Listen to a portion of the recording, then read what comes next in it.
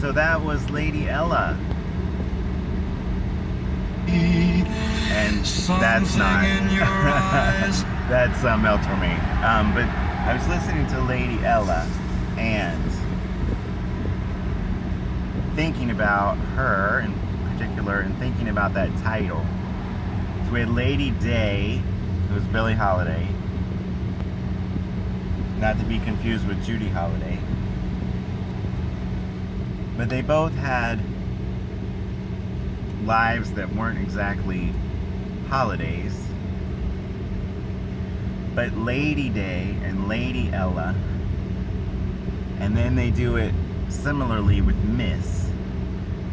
So we've got singers, women singers, girl singers they used to call them, women singers who the title Lady or Miss is used. Miss Diana Ross, Miss Peggy Lee.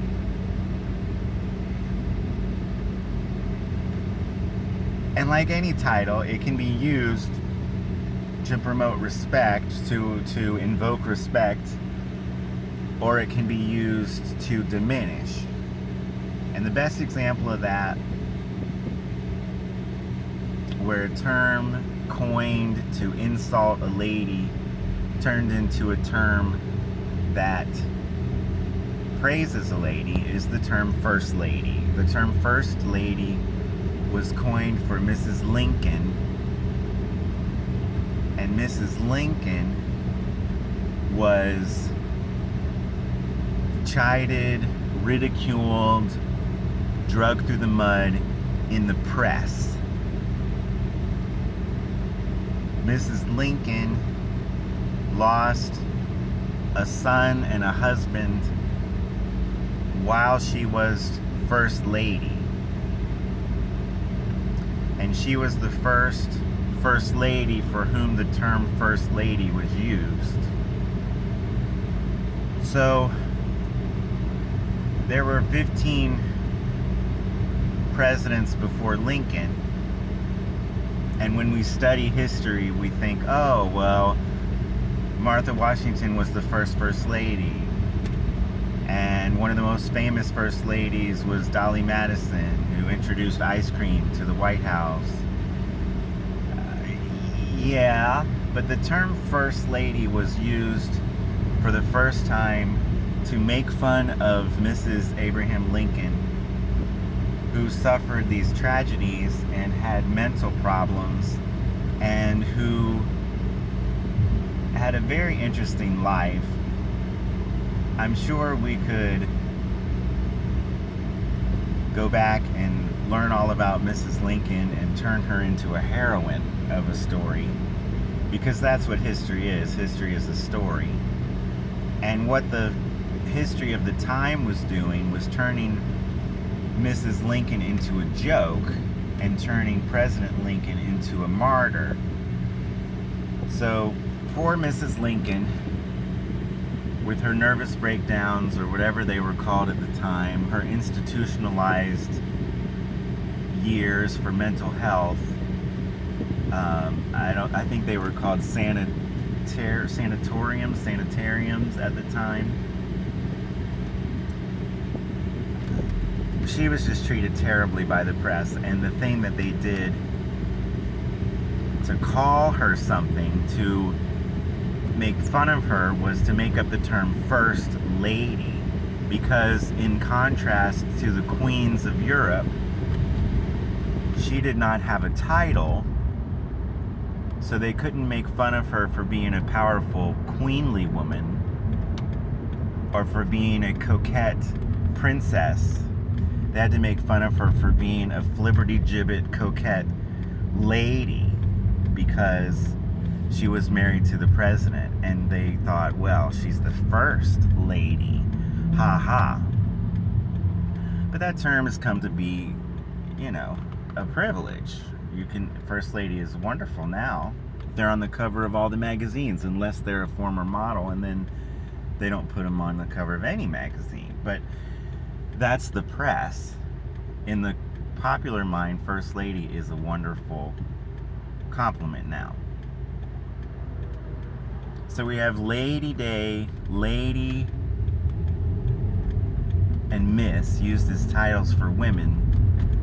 And we've got this pushback right now where you can't call women girls. So we've got girl groups. The best of all time, of course, is the Supremes with 12 number one hits. You don't know how many household name artists have no number one hits, but the Supremes have 12. And they're a girl group. But you're not allowed to say girl group anymore. But we've got the Spice Girls, girl group. We've got TLC. They tried to be seen as something other than girls, but I'm not sure if women is exactly the thing they were going for. We've got the Go-Go's, who seem to be the only girl group that wasn't formed by a man or by a company, a production company of men producers. We've got this term. And if you're going to study girl groups without looking up the term girl, you're going to not have a complete picture of what these female artists did and continue to do. So, girl, lady, woman, first lady, miss, they're all titles for what we're talking about. But what I'm talking about is the change of language. If you can't say female, because if a man puts on a dress, you have to pretend like he's female. And if you can't say girl, because they're not all of them under 18 years old, but yet all of the literature about these female groups, these women groups, these groups of women who sing are under the term girl group, then you can't do proper research about the subject. So people who know Destiny's Child and know that Beyonce is the best thing that's ever happened in the entire world, even though she left, don't remember that Diana Ross is the villain for doing the same thing from the Supremes. And if you want to study the Supremes, or if you want to study Destiny's Child, you need to know about the other one, right? So the musical Dreamgirls is a bastardization of the story of the Supremes. Diana Ross is not a villain in anybody's story. That's not true. She's the villain in a couple people's story. But with 12 number one hits, she was clearly the lead, and at least 2 of them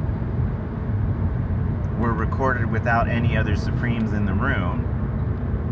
So there's 12 number one hits for Diana Ross under the title of Supremes. And then there's, is it 16 altogether with her singing lead? If you count Endless Love, where she's, half of it. Very good half of it. Wonderful song. One of the best duets of all time. Endless Love, written by Lionel Richie. And then if you count We Are the World, which nobody's going to count We Are the World because there's so many singers there. But if you look at her number one hits that she sang lead on, she's one of the most popular of all time. But because they will not count the ones that were released under the name Supremes with hers that were released separately, she doesn't rank as high as Rihanna or Mariah Carey. But surely she gives Beyonce a run for her money, doesn't she? Anyway, so we've got these titles for women, and we've got this idea in our culture that women don't get along.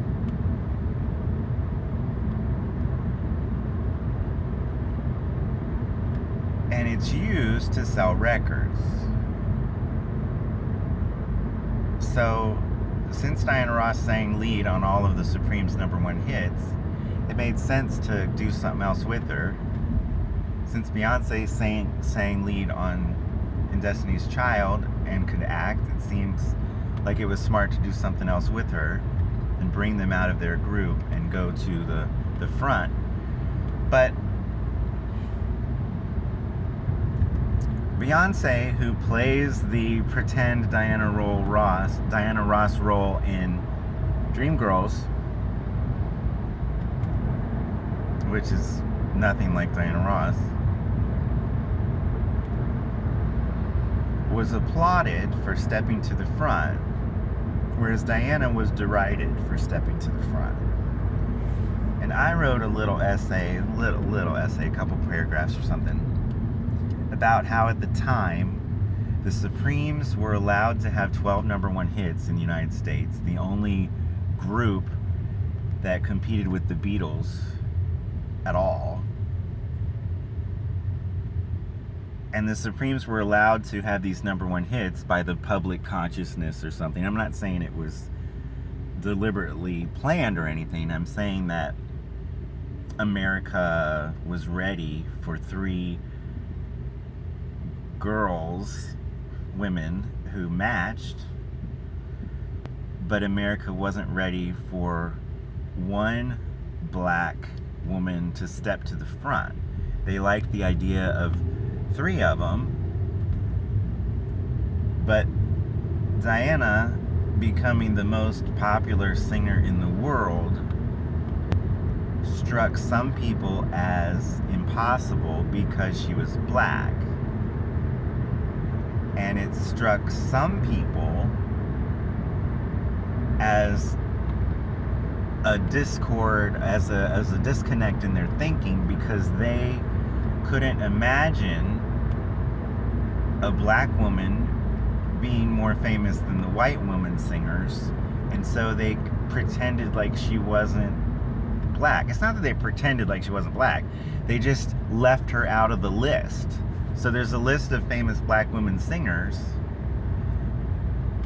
and actresses, and sometimes she's left out of that list, and she's the most, or one of the most popular black singers there's ever been. She's one of the most popular female singers there's ever been, and she's one of the most popular black female singers by far that has ever been. But some people see blackness as a victim. And even though she had a relationship with her boss, she does not play the victim.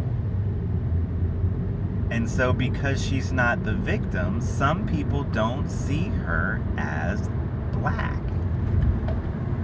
Now, I'm not sure how that exactly is, but in the consciousness of, it's called racism, but it's deeper, different than that. But in the consciousness of the American mind that didn't let Eartha Kitt and Josephine Baker rise to the top, they don't let Diana Ross rise to the top as much either. And it's hard to explain. But there's a truth in all of these words that I can't quite articulate that is true and undeniable in how she is characterized. I am not saying that you have to like Diana Ross, but very few people disparage Madonna, even if they don't like her voice. But they do disparage Diana. So there's a level of success, there's a level of work, there's a level of persistence, there's a level of hours of development as a performer that are respected in some performers and not in others. And the people that do that to her are not people of a certain color. They're people of a certain mindset that she does not share. She's a singer. She's an entertainer. She's not a black singer. She's a singer who's black. If you don't understand the difference of what I'm saying, I might not be saying it correctly, but it's getting to a point that's there about how women are treated and about how women of color are treated. For instance, there's a woman of color in the vice president's office who has absolutely no more connection to Africa than I do. But because she talks like a black person intentionally, people think that she's black, as in African American. So I don't know what these issues mean to you, and I can't reach much of a conclusion. But when people talk about racism, a lot of times they're talking about colorism or victimhood. And by being the best representative of a black principal that she can, the woman who's not black and not a principal has become vice president. Now that is work and persistence and hours of performance that has gotten her where she is. And no one despairs